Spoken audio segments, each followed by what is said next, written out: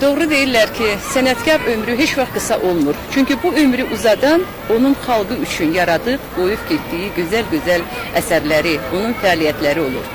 Mən elə gəlir ki, Qəmbər Hüseynlinin yaradıcılığı bunu bir daha sübut etmişdir.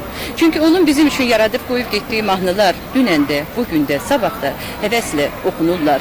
Onlar xalqın qəlbinə asanlıqla yol tapmışlar. Bugün bu tədbiri keçirənlərə, bütün məktəbin işçilərinə, başçısına, hamısına öz dərin minnətdarlığımı bildirirəm.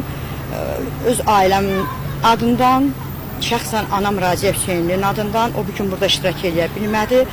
Ancaq mən onun adından bu tədbiri keçirənlərə, həmişə adını əziz tutanlara çox sağ olun deyirəm.